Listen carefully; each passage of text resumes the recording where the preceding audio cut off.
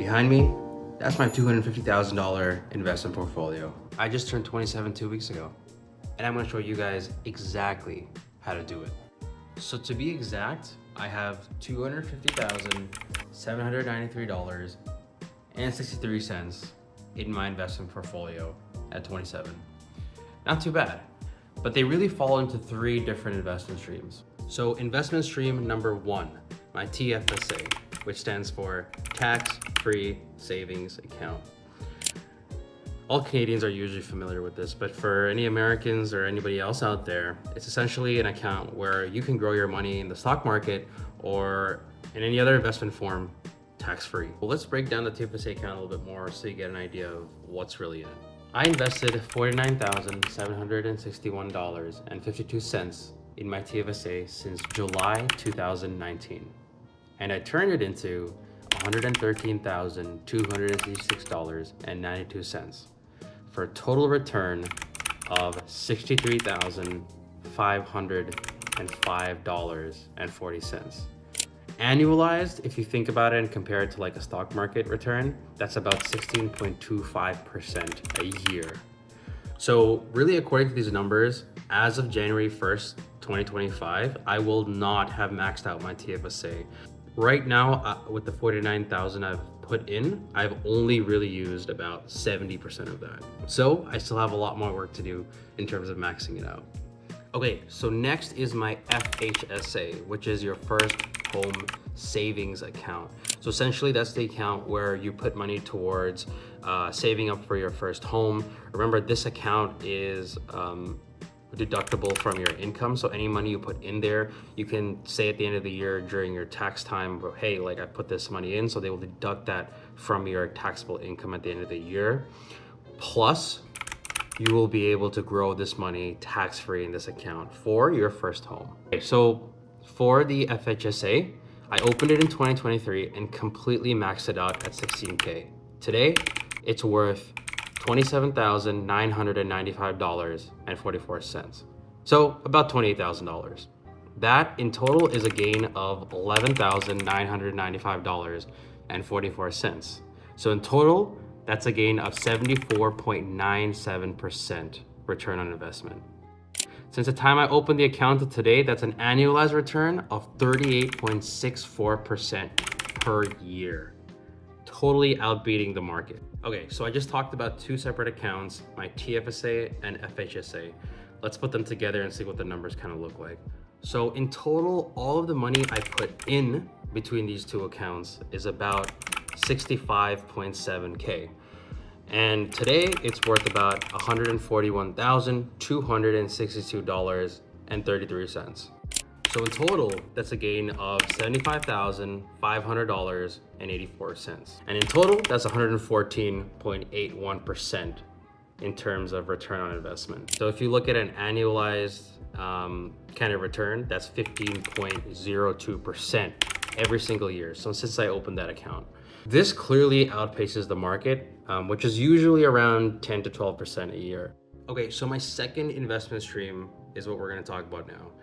And this is, well, you guessed it, crypto. I started investing in Bitcoin, Ethereum, and yes, I invested in Dogecoin too. All right, shoot me then.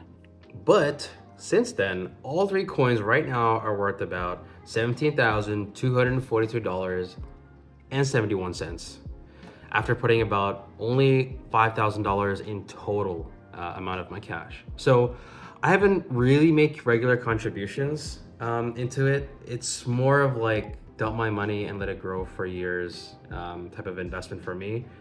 And so far it's done pretty well. I'm happy with it. Okay, well, that doesn't really add up to $250,000 that I was originally talking about in the beginning of the video. So what's left? Income stream number 3, real estate. Okay, so lastly, I had put money into real estate. Well, just to be clear, just one, because I'm just starting out. I bought a condo, like a pre-con condo, back in 2021. That's going to be done in 2026. So in total, so far as cash, my own money, I had put $92,250 into that condo. So the plan is I intend to live in that condo for a year, kind of for tax purposes. And then I'm going to move out and kind of rent the place out and kind of just collect like rental income. So I wanted to give you guys a little bit of background of kind of how I started out, and maybe some of these lessons will help you guys kind of figure out your own way to save this sort of money, invest, and come up with your own strategy as well. So this is just my story. I understand, again, everybody's story is different. Everybody comes from different backgrounds and abilities and opportunities. But this is just me sharing a little bit about myself. So I work part-time pretty sporadically and inconsistently since I was about 16 years old. And then in about 2018, I finished two of these internships and another in 2019. With investing, I feel like it's hard to earn that first little bit of money from kind of like a young age. I just knew I wanted to invest early and never really spent much money and kind of threw everything into investments as soon as I could. So kind of fast forward to that third internship I was talking about in 2019. I opened up my first TFSA account then. So it was July 2019, I still remember. I was about 21. And sometimes I think, what if I started when I was 18? I'm sure I'd be in a kind of a better spot now, but I'm grateful for where I am financially, and it's never really too early to invest. The latest time to invest is tomorrow. Just always remember that. Oh, and in 2018, I did throw a couple $1,000s into crypto, and that was technically my first investment. So 2018 was a few thousand in crypto, and a significant portion was like into my savings account, so stocks and stuff like that in 2019 and 2020. Now in the beginning, I feel like I took a safer approach with stocks and invested in kind of like those dividend aristocrat stocks. So those are stocks that pay high enough dividend yields and increase dividends for many, many years with a really, really good track record. So that's what I mean by dividend aristocrats. These stocks would also have a pretty high, decent overall stock growth rate. So on top of their dividend growth rate, the stock itself appreciates pretty well. So that kind of qualifies into that bracket of a dividend aristocrat. So some of the examples of dividend aristocrats and stocks I actually did invest in at that time was Coca-Cola, McDonald's, Johnson & Johnson's, and 3M. One of my knacks in the industry was that I worked in technology, so I had a love for technology. I was always up to date with it. I like to think that I knew what was kind of coming up next. So I definitely took advantage of kind of like this knowledge. So I invested some of that knowledge into top tech companies. So I took my money and used it towards investing in Apple, Microsoft, Tesla. As you can probably guess, most of the growth in my stock portfolio came from technology kind of companies. So like the ones I just mentioned. And I think technology is kind of a more volatile industry. So be more cautious with this kind of stuff, but definitely has awesome growth potential. In terms of like how much money a month I really put away, like I never really had a rule where it was like, okay, every month I'm gonna put $2,000 into my investment account. I feel like that was really difficult for me just because I was kind of doing internships and like part-time jobs and never really had a steady income at that time. So I put whatever I could. I always made sure I had like 6 months of emergency fund. So for any kind of rainy day, I could last around 6 months without kind of like worrying about money. On top of that, I always made sure I had about 5 to 10K in kind of my bank account. For me, it was 10K because I put a little bit more of a cushion. So anything extra that went into my bank account that was over 10K, I would kind of put into my investment portfolio for whether it be kind of like stocks or crypto or real estate investing in general. Along with the technology stocks that I did buy a lot more aggressive, maybe a little bit more risky stocks as well, just because I was very passionate about these particular spaces. So I'm just kind of a forward-thinking nerd, and I think these things will kind of inevitably happen in the future. So I did invest in spaces like quantum computing. So like I bought IonQ, for example, and I bought them at around $8.30 a share, and now they're around $50 a share, which is really good. You can call it lucky, but I think these are just inevitable industries that will take over, and I guess it just depends from person to person what they think is going to happen in the future. I don't have a crystal ball, but I think there are definitely things that I think are calculated risks for sure. Let me know what industries you guys think will be kind of big in the next 10 years. Let me know in the comments below, and I will give you my 2 cents on it. And if you guys want me to talk about industries that I think will be big in the next 10 years, I'll definitely make a video on it. Because I think I'm pretty decent at just kind of thinking through them. Obviously, may not be right, but I'm happy to make a video on it. Okay, so now I'm going to talk a little bit about what my money goal is for, like, what's next for me. Like, when I hit 30, where am I supposed to be? And I think my money goal, it really depends on the market, right? It based on things like on how it's been going. I think I'm hoping to reach around 500K by the time I'm 30. If I do more than that, that's amazing. But why another 250K in 3 years when I made 250K in 5? Well, the great thing about kind of investing in general is that about after 100K, growth really starts to explode. Okay, so take this for example. After I hit my first 100K in my stock investment portfolio, that took about almost 4.5 years. My next 40K came in the next 6 months. So that just goes to show how much that first 100K is so important, it's hard to get to. Then after that, growth really explodes. Granted, like the market did really well for the last 6 months, but it's a great sign of like momentum. I think the growth in stocks along with interest rates cut made prices of real estate go up over time, which might work in my favor. But all in all, I think it's not really a number I'm going for, but creating some kind of sort of passive income where I can really be financially free. I still want to work because I'm passionate about what I do, but I want to work on things that I love rather than kind of just chasing jobs and worrying about, okay, this is a higher paycheck than the last one. Sure, it's nice to get paid more every time you kind of switch jobs, but if it's not gonna be something that doesn't fulfill me, I'd rather take the low-paying job, honestly. My time is just way too important to be doing something that we don't love or not passionate about.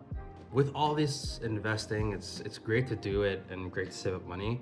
But I want to talk about some of the lessons that I learned throughout this entire journey, and I think I will take throughout my entire life when thinking about investing and becoming financially free.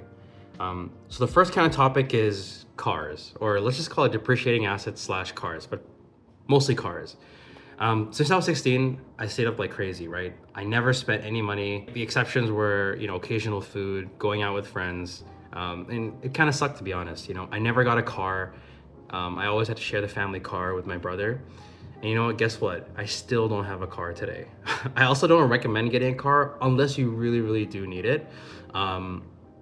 Because it's a huge dent in your savings early on when time is already on your side. And if you know anything about compound investing, you don't want to further reduce the money you have because time is on your side.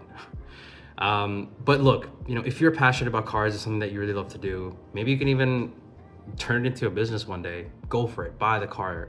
It's something that I'm not that passionate about, so I just don't think it's worth it for me.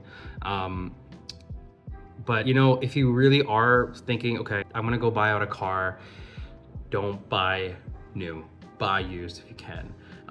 When it comes to cars, for many obvious reasons, such as higher depreciation rates in the first few years of owning a new car versus used. So there's a lot to talk about there, but that's just kind of like my high level advice just for cars.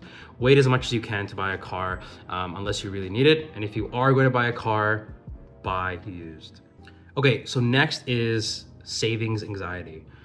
So the big takeaway here is that I religiously saved up money every paycheck I made, reduced my spending to the bare minimum, and doesn't mean I never enjoyed my life.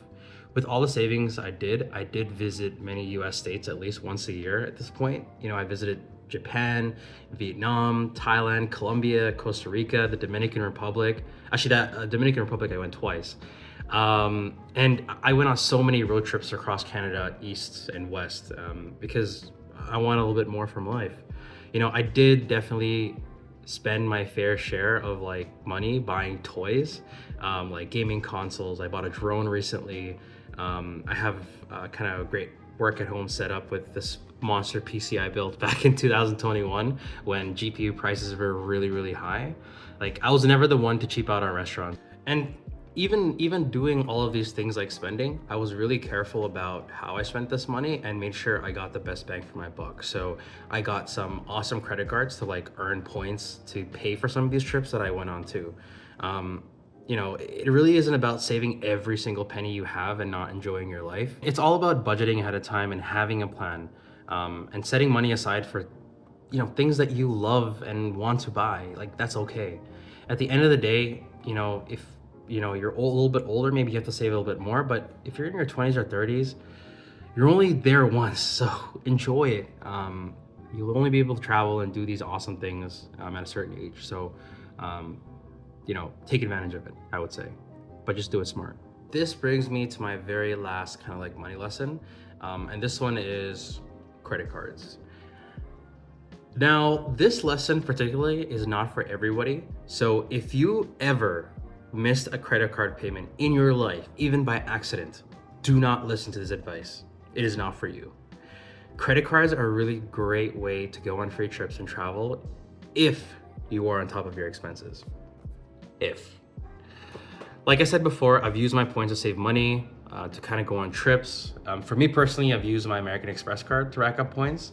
With my spending habits, like I can usually afford like small trips with flights covered every year or so.